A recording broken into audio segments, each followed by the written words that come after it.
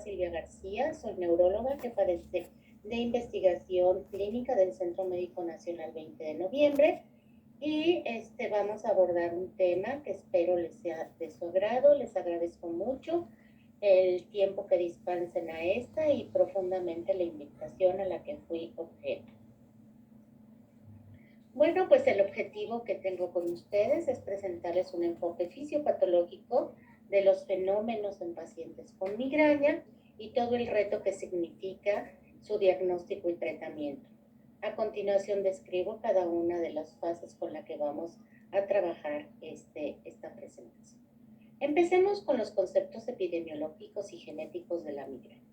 La migraña es una enfermedad bastante frecuente, afecta alrededor del 15% de la población adulta. Los mecanismos fisiopatológicos, aunque se comprenden parcialmente, su etiología todavía se desconoce. Pero hay dos fenómenos muy importantes que se ven particularmente en el paciente con migraña con aura, que es la activación del sistema trigeminovascular y la depresión cortical diseminada. La Organización Mundial de la Salud considera esta la afección neurológica crónica más prevalente e incapacitante, considerando los años perdidos por discapacidad. Es 3 veces más común en las mujeres, por lo cual las hormonas ováricas están involucradas, y en quienes es más intenso y los fenómenos acompañantes también. Se considera un proceso poligénico y multifactorial, esto es, muchos genes involucrados y muchos factores inmersos en su fisiopatología. Pero indudablemente hay un fondo familiar, ya que pacientes de primer grado o personas de primer grado que tienen un familiar con migraña con aura tienen un riesgo 4 veces mayor de padecerla. En aquellos que tienen migraña sin aura, tienen un doble de riesgo que aquellos que no tienen este antecedente. Por otro lado, 50% de los migrañosos tienen un familiar con migraña en primer grado. Así es que esta es una enfermedad bastante prevalente que tiene una heredabilidad entre el 33 y el 57%. ¿Qué significa heredabilidad? Significa la cantidad, la proporción de la migraña atribuible a los genes. Vamos a ver un poquito de cuáles son los genes vinculados con la migraña. Pocos casos tienen que ver con una migraña heredada. La más icónica es la migraña hemipléjica familiar. Ahí están descritos otros síndromes característicos. Y aún en estos fenómenos hay varios genes involucrados, no solamente una. Así es que esta no es en general una enfermedad monogénica, a excepción de algunos casos específicos como la ataxia espinocerebelosa tipo 6, donde sí es un gen involucrado y estos pacientes suelen padecer migraña. Otros cuadros como CADASIL, una arteriopatía cerebral autosómica dominante con infartos subcorticales, o el síndrome familiar de fase avanzada del sueño. En fin, estos son fenómenos donde se pueden atribuir uno o varios genes específicos vinculados con la enfermedad. Sin embargo, la mayoría son poligénicos, esto es, muchos genes involucrados, y en cada población estos genes pueden diferir. Así es que muchos genes más aspectos ambientales deben de converger en un momento determinado para la generación del fenotipo migraña, ya sea con aura o sin aura. Hacemos un breve recorrido con lo que son los conceptos clínico-moleculares de la migraña. ¿Qué es lo que pasa? Y tenemos dos fases fundamentales. La fase interictal, esto cuando el paciente no tiene un episodio de dolor, y la fase ictal, cuando el paciente sí tiene un episodio de dolor, el cual se describe una fase prodrómica, una fase de aura, la fase de dolor, una fase postdrómica y otra vez regresar a la fase interictal. Es muy importante comentarles que el cerebro, que la biología cerebral de los pacientes migrañosos difiere de los controles. El cerebro del migrañoso trabaja diferente Y hay dos fenómenos fundamentales que están vinculados. La hipersensibilidad crónica, esto es una sensibilidad del sistema trigémino vascular a estímulos sensoriales y a un procesamiento anómalo. Y esto tiene que ver con una sensibilización crónica cuya causa, cuya etiología todavía no la conocemos y cuya fisiopatología está vinculada a los transportes iónicos. Y por otro lado, una excitabilidad cortical que promueve un fenómeno que se describió desde los años 40 del siglo pasado, que es la depresión cortical propagada y que ahora ya sabemos que es el sustrato fisiopatológico de los fenómenos de aura. Y esto se da porque hay umbrales muy bajos en la corteza cerebral, particularmente la corteza occipital, mediados por canales de calcio y de sodio dependientes de voltaje.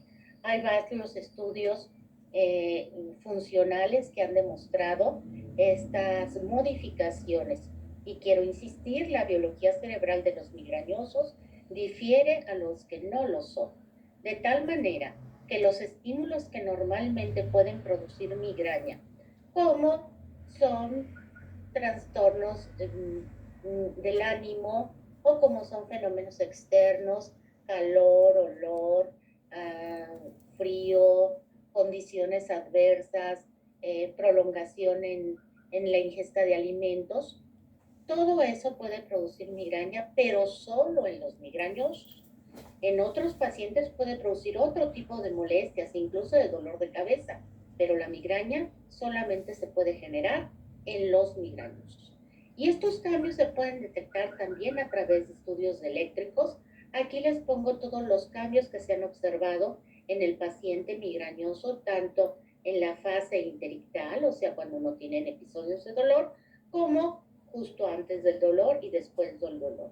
Esto abona pues a que la biología del comportamiento biológico del cerebro del migrañoso es diferente. Y en estudios de imagen se van a ver, estos son imágenes tridimensionales, donde podemos observar que también otros sistemas fuera del trigémino vascular están vinculados, específicamente los receptores mu-opioides que están modificados y disminuidos en los pacientes migrañosos, lo que explica la mayor percepción y condición del dolor. El cerebro del migrañoso también tiene un mayor estrés oxidativo por una baja relación de nitratos y nitritos y una elevación de la homocisteína, sustancia que está condicionando muchas lesiones vasculares y ya está perfectamente vinculado con daño vascular. También tiene un estado protrombótico por incremento de la actividad del factor von Willebrand y algunos fragmentos de protrombina y fibrinógeno. Tiene un estado proinflamatorio dado por aumento de proteína C reactiva y citocinas y un estado proliferativo. Así pues, el fenómeno migraña ocurre en un cerebro que trabaja diferente. Ahora, ¿qué pasa cuando tenemos un episodio de dolor? Pues vamos a empezar con una fase prodrómica. Esta fase empieza días o horas antes del dolor e incluye muchos síntomas muy inespecíficos, fatiga, cambios de humor, antojos, bostezos, etc., que Wowers, Manillard y Bloch ya los habían descrito desde a finales del siglo XIX. Y esto se vincula con una alteración e hipofunción dopaminérgica, específicamente en el eje hipotálamo-tallo cerebral, que parece ser el verdadero switch o generación de una crisis de migraña. Este fenómeno puede ser evolutivo o no. Y vamos a ver, aquí están todos los síntomas en los que que pueden incluirse: bostezos, polaquiuria, náusea.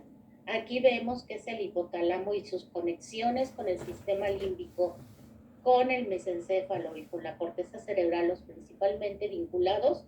Y a un lado tenemos que las monoaminas, particularmente la dopamina y las orexinas, son las sustancias responsables de esta fase de la migraña. Una vez que pasa la fase prodrómica, empieza la segunda fase, Esto estamos describiendo una migraña con aura, que es la forma clásica de migraña, si bien no la más frecuente, sí la clásica, y empezamos con un fenómeno que se llama depresión cortical propagada. Como les dije, este fenómeno ha sido descrito desde hace ya un poco menos de un siglo y es una onda de despolarización de propagación lenta que empieza en las neuronas occipitales y que se va dirigiendo hacia regiones más rostrales.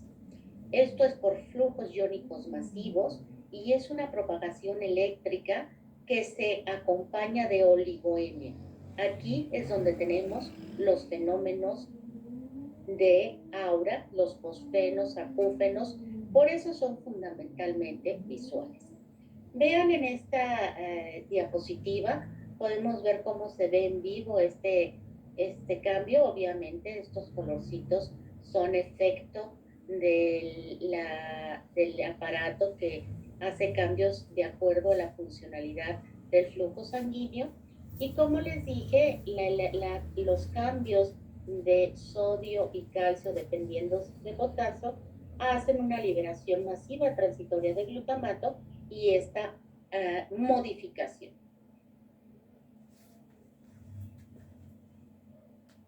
Una vez que se activa, que tenemos esta depresión cortical propagada, esto hace o produce que los megacanales de PANS1 neuronal liberen grandes moléculas, lo cual desencadena una cascada inflamatoria y activa astrocitos adyacentes y mediadores de inflamación para que ocurra el segundo fenómeno, que es la activación del sistema trigémino vascular. Aquí rápidamente, depresión cortical propagada, la apertura de megacanales, la activación de caspasa 1, liberación de moléculas de alto movimiento y finalmente esta activación sostenida de fibras trigeminales.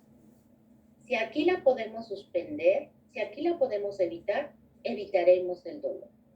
Sin embargo, lo habitual es que haya una activación del sistema trigémino vascular, donde esta se da por una pérdida de homeostasis en un sistema que está previamente sensibilizado. Como les dije, el cerebro del migrañoso trabaja diferente y esta activación es periférica y se hace hacia la parte interna y hacia la parte externa. Aquí rápidamente para describirles cuál es este dichoso sistema, vemos el sistema trigémino vascular que puede inervar los vasos y tiene sus aferencias hacia el núcleo caudalis del trigémino y de allí, de estas neuronas de primer orden, pasan a neuronas de segundo orden en el tálamo y de ahí al resto de la corteza cerebral, sobre todo de la corteza cerebral motora, sensitiva y visual. Esto es muy importante porque puede explicar algunos procesos que se pueden dar en la migraña y que dependen de las neuronas de primero o segundo orden, como es la lobina. También este sistema tiene un proceso descendente, un sistema descendente de analgesia, como la analgesia endógena en otros lados, que empieza en la corteza y en las regiones periventriculares para tener una disminución en las aferencias nociceptivas.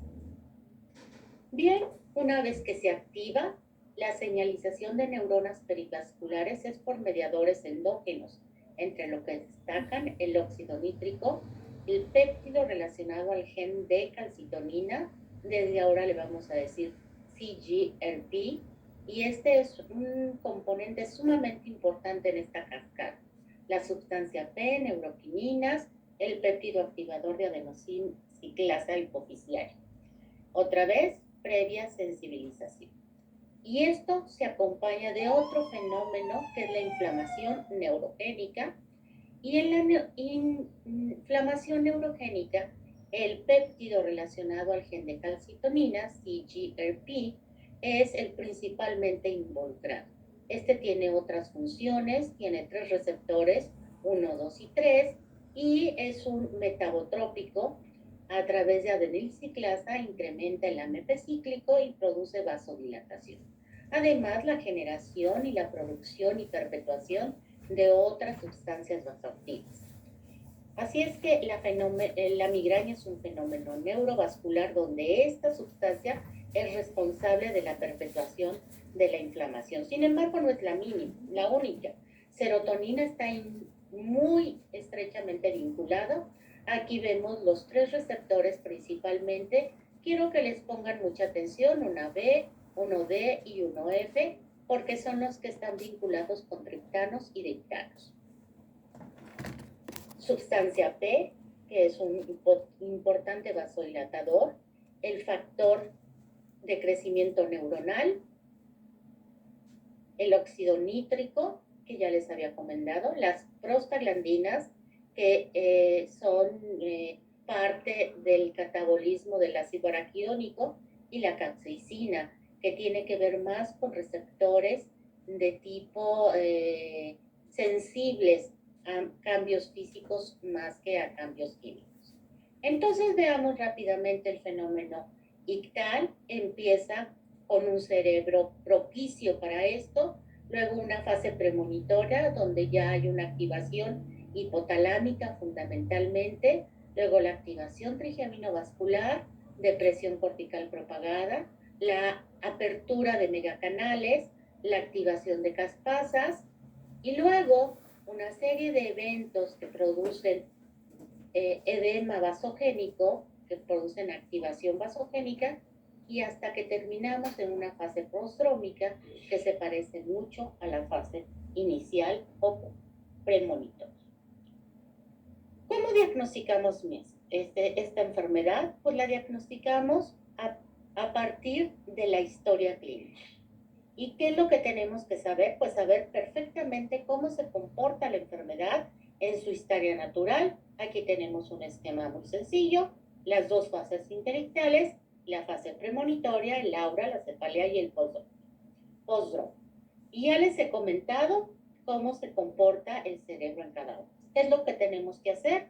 Una historia clínica muy adecuada y debemos de caracterizar a partir de esto quiénes son los enfermos que tienen más frecuentemente esta enfermedad. Primero, son mujeres, de 3 a 1, entre la segunda y la cuarta década de la vida. Esta empieza a ocurrir habitualmente debajo de los 40 años, el 90% empieza antes de los 40 años, se instaura de manera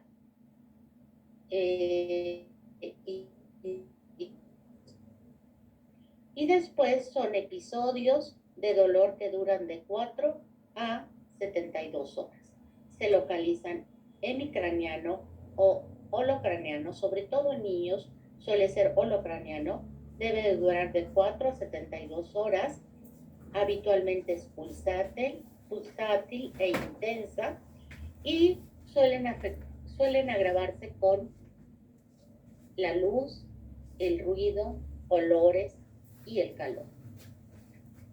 Normalmente los ataques de migraña suelen remitir de manera espontánea, aunque pues esto no es lo ideal es que nosotros no dejemos 72 horas a un paciente sufriendo dolor de cabeza.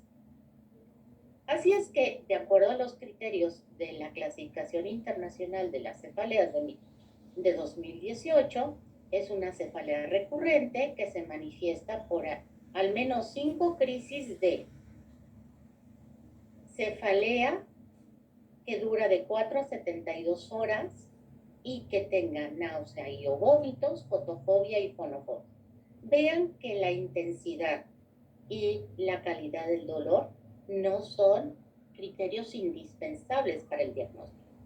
Ahora, para decir migraña con aura, tiene que cumplir primero los criterios anteriores más uno o más de los siguientes síntomas: visuales, sensitivos, del habla, motoras, troncoencefálicos o retinianos.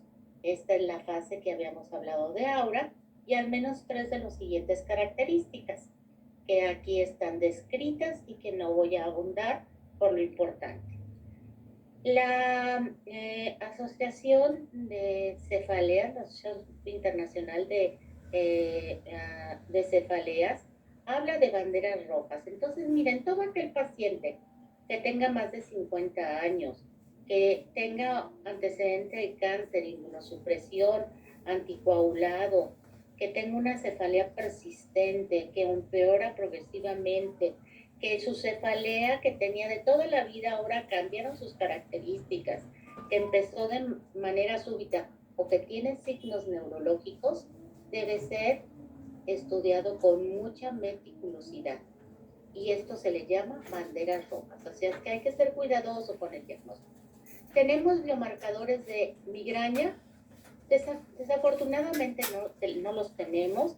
Sin embargo, aquí les muestro algunas de las propuestas de los candidatos a esto, que son las interleucinas, la homocisteína, y el más importante actualmente es el CGRP salival, que puede correlacionar directamente con la respuesta a rizatriptan.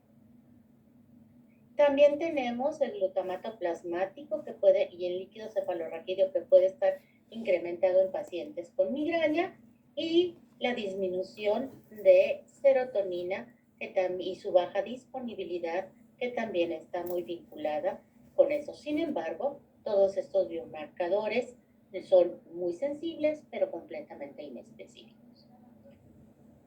Tratamiento. ¿Cómo voy a tratar a un paciente con migraña? Pues primero tengo que tratar al paciente, no a la migraña. Así es que tengo que conocer muy bien a mi enfermo para tratar de dar una medicina de precisión. Esto se refiere más, aparte de la parte clínica, a los aspectos en los que nos hemos involucrado para poder identificar quizá variantes genéticas que tengan que ver con la respuesta a tratamientos, como ocurre ya en muchas otras enfermedades. ¿Cuáles son nuestros blancos terapéuticos? Pues fundamentalmente el CGRP, que tanto en la fase episódica como en la fase preventiva, y todos los neurotransmisores y neuromoléculas que estuvieron involucrados. Vamos a ver rápidamente el tratamiento. Yo siempre con mis pacientes migrañosos, siendo yo migrañosa, lo primero que les digo, conozcan a la migraña porque los va a acompañar. Conózcanla bien y manéjenla, porque si no, la migraña los va a manejar ustedes. Y esta es la primera recomendación que hacemos. Utilizar agentes específicos para migraña solamente en los casos de moderada a grave. Seleccionar la vía de administración apropiada en mi caso del dolor, que no sea oral si el paciente está vomitando, por ejemplo. Considerar un medicamento de rescate siempre en los enfermos y evitar a toda costa la cefalea por uso de analgésicos, que ocurre mucho en los migrañosos, particularmente en los que toman ergotamínicos.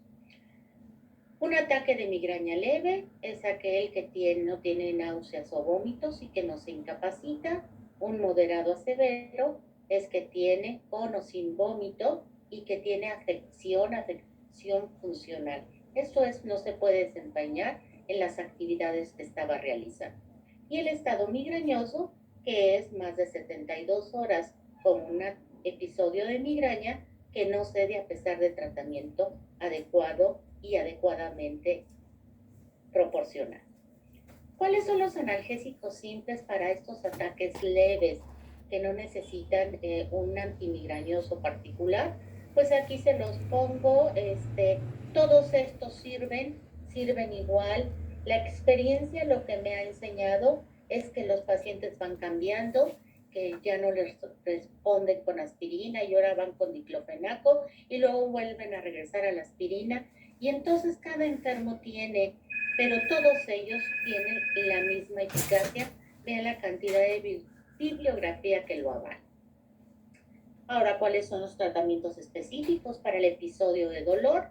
Pues los primeros son los triptanos, que son agonistas de serotonina 1B y 1D. como habíamos visto en la disertación anterior, inhiben la liberación de péptidos vasoactivos. Y hay muchos ensayos controlados y metaanálisis que avalan su utilidad. Aquí les pongo todos los triptanos, sus dosis, su posología, sus vías de administración. De aquí solamente llama la atención que el sumatriptán es el que tiene pues una mayor vías de administración, lo que le permite ser mejor utilizado. Sin embargo, no hay ninguna evidencia de que uno sea mejor que otro.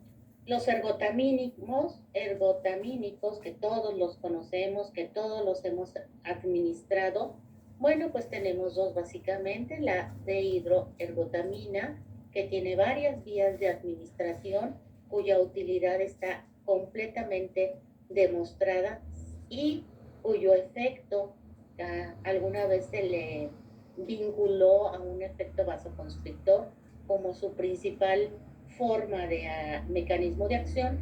Ahora se sabe que actúa sobre los receptores 1BD de serotonina y también que tiene que ver con el péptido relacionado al gen de calcitonina. El problema es que tiene muchas restricciones, empezando por las cardiovasculares. La ergotamina es otro medicamento que también hemos utilizado por mucho tiempo. Este medicamento tiene una biodisponibilidad muy baja, por lo cual muchas personas han considerado que más bien son los componentes con los que estas se combinan los que tienen el efecto analgésico. Sin embargo, también tienen varias restricciones como son cardiovasculares enfermos, enfermedad vascular periférica, hipertensión, enfermedad hepática o renal. Y debe evitarse en pacientes que tienen migraña con aura prolongada o aura sin dolor. Y también tenemos los antagonistas del CGRP en el tratamiento abortivo del dolor. Estos medicamentos se llaman gepantes, son moléculas pequeñas que ya tienen dos opciones, o se unen a esta sustancia o bien a su ligando en el receptor. Ya tenemos algunos estudios para migraña episódica durante el dolor, específicamente con ubrogepant contra placebo de 100 a 50 miligramos, que demostró su utilidad en la pérdida del dolor. Tenemos tratamientos alternativos, aquí se los estoy enumerando. Aquí faltan algunos, como es la lidocaína intranasal, algunos aspectos de relajación, etc. Y, sobre todo, lo que puede vincular al individuo con el dolor. Fíjense que cada paciente de pronto puede abortar en alguna fase del dolor de cabeza cuando ya lo conoce bien, con algunas acciones. Su servidora, que fue migrañosa toda la vida, con irme a dormir, tomarme un analgésico, irme a dormir en un lugar fresco, era muy reconfortante. Vamos a ver qué dice la medicina basada en evidencias con respecto a esto. Para los ataques de migraña leves hay que utilizar AINES. Para los pacientes con ataques de migraña moderada graves, antimigrañosos, sumatriptano, naproxeno y un AINE. No hay datos que demuestren que un triptano es mejor que el otro. Para pacientes que no responden bien a un triptán, pueden responder bien a otro. Pacientes con ataques de migraña refractarios que acudan al servicio de urgencias e iniciar con sumatriptal subcutáneo. Las opciones antieméticas están ahí comentadas. Ambas producen trastornos extrapiramidales, por lo que se recomienda administrar concomitantemente un difenhidramina. Y este grupo de pacientes, la dexametasona ha demostrado disminuir la recurrencia del dolor. Unas cuantas palabras sobre el tratamiento profiláctico. ¿Qué espero yo del tratamiento profiláctico? ¿Y a quién se lo voy a administrar? ¿A quiénes? a quienes los ataques de migraña le afectan significativamente su calidad de vida. Ataques frecuentes, 4 por semana o 12 por mes. Que yo no pueda tratar, no pueda utilizar analgésicos por cualquier razón o que estos no me sean eficaces. Que tenga graves problemas de efectos adversos o que simplemente así lo prefiera. Aunque tengo 3 ataques a la semana, yo no quiero tener tantos y yo puedo decidir que sí quiero el tratamiento. ¿Qué espero? Reducir la frecuencia, gravedad y duración de los ataques, mejorar la capacidad de respuesta, mejorar la funcionalidad, reducir la dependencia de tratamientos agudos, reducir el costo general. Sale más barato prevenirla que remediarla. Permitir a los pacientes que manejen su cefalea y mejorar la calidad de vida, así como la angustia y los síntomas psicológicos. ¿Qué alternativas tenemos? Pues algunos que se han creado durante años, los beta bloqueadores, los neuromoduladores, los inhibidores de ECA, los antagonistas del calcio y los antidepresivos. De todos, aquí les puse un metaanálisis muy interesante sobre los beta bloqueadores y vean en el recuadro del lado izquierdo cómo el propanolol sigue siendo la mejor alternativa de este grupo de pacientes. De 14 estudios, en 10 fue significativamente eficaz. Sin embargo, aquí tenemos algunas drogas que se pueden utilizar con eficacia establecida. Tenemos valproato, topiramato, metoprolol, propanolol, timolol, frovastitrán y la toxina. Luego tenemos con efectividad probable amitriptilina, venlafaxina, atenolol, nalodol. Y con efectividad posible, aquí están cada uno de ellos mencionados. Estas son las indicaciones de acuerdo a la Sociedad Internacional de Cefalea para utilizarla. En pocas palabras, se utilizan cuando todos los demás no han sido útiles o cuando el paciente no tiene buenos resultados. En mi opinión, esto va a cambiar muy pronto porque estos pacientes pueden tardar 6 a 8 semanas en advertir cambios y a veces eso es muy tormentoso cuando tienes 12 dolores de cabeza durante un mes.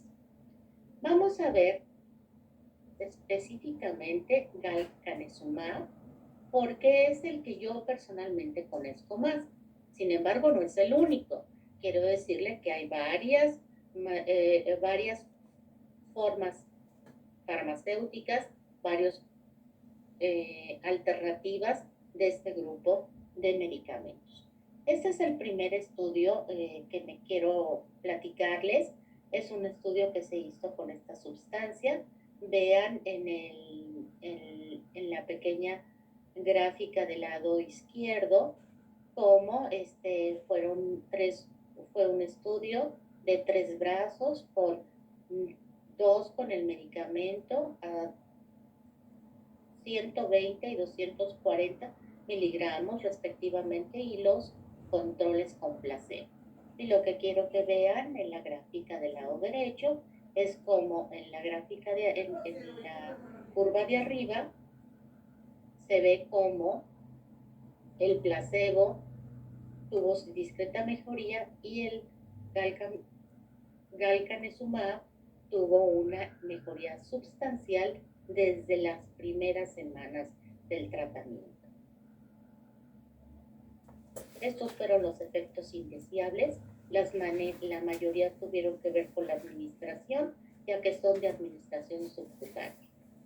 Este es el segundo estudio en VOLT-2. Este fue por 3 meses y luego se mantuvo 9 meses de manera abierta.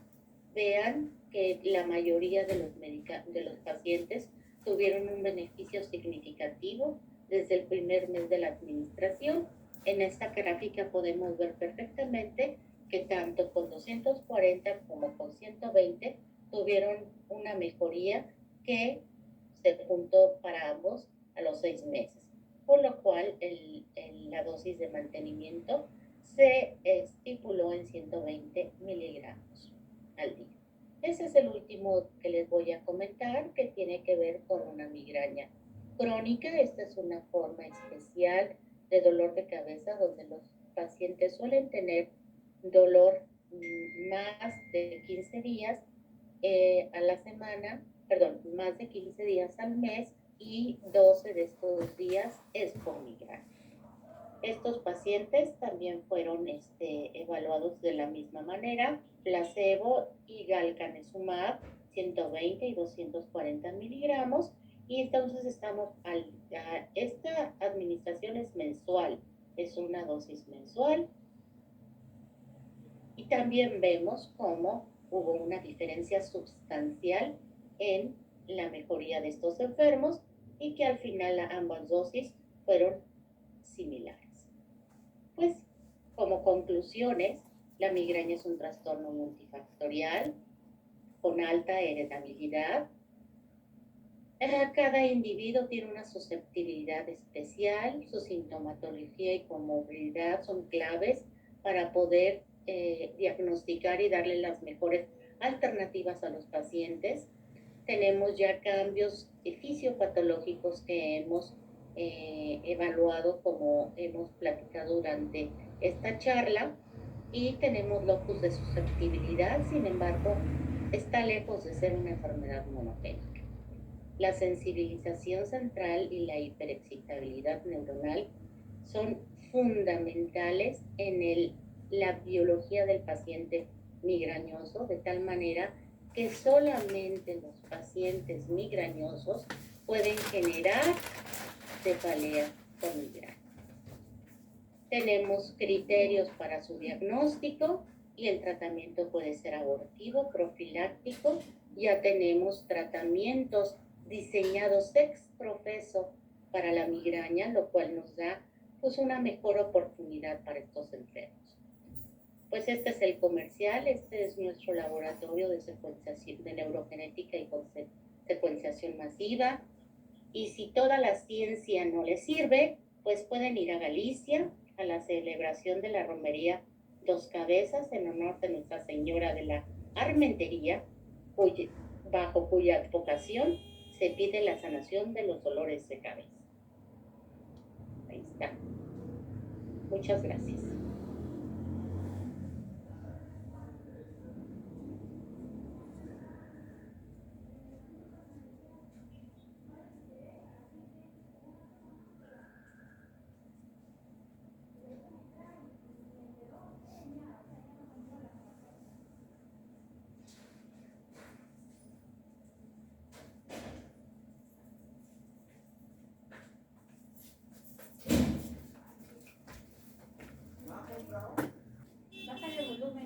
¿Qué tal?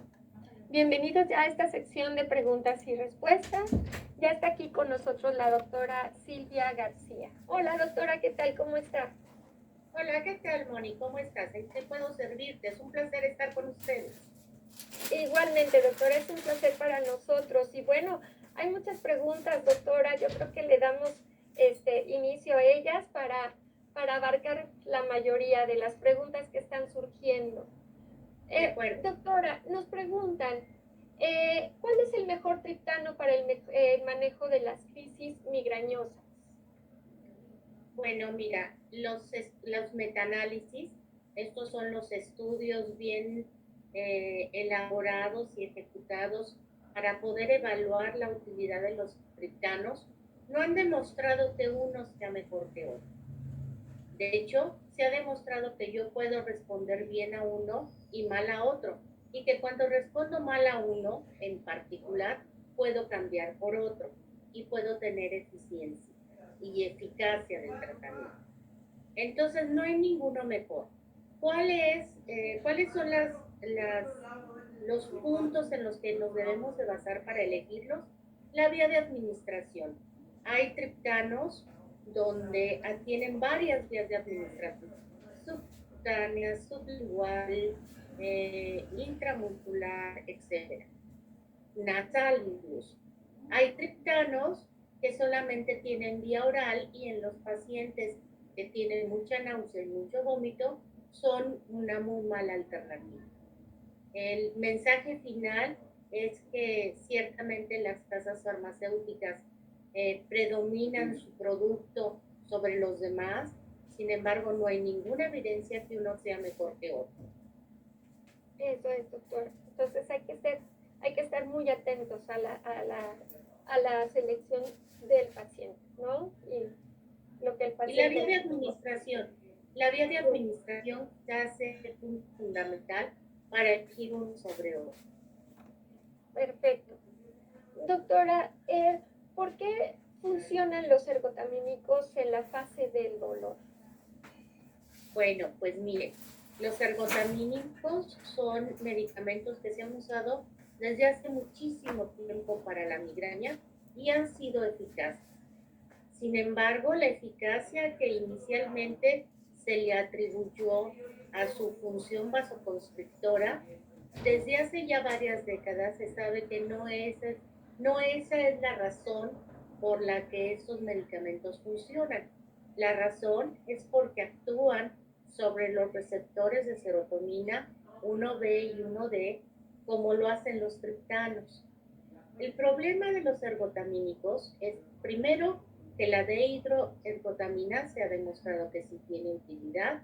La ergotamina todavía es más confuso si realmente tiene una función analgésica. Sin embargo, este es un medicamento que con frecuencia produce dependencia de medicamento. Y entonces los pacientes toman muchas pastillas y aunque pueda tener poco efecto sobre el dolor, la siguen tomando y entonces producen un dolor que ya se modifica de la migraña y se llama cefalea por abuso de medicamentos y es un cuadro muy complejo. Yo les recomiendo que sean muy cautelosos en el uso de ergotamínicos.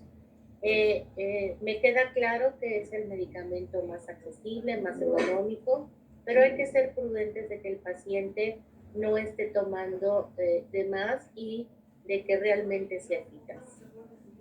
Ok.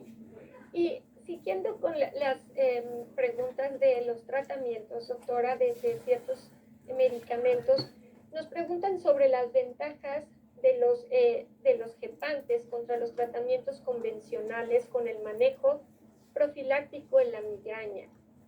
Bueno, los gepantes son pequeñas moléculas, como les comenté durante la plática, que tienen dos puntos de mecanismo de acción.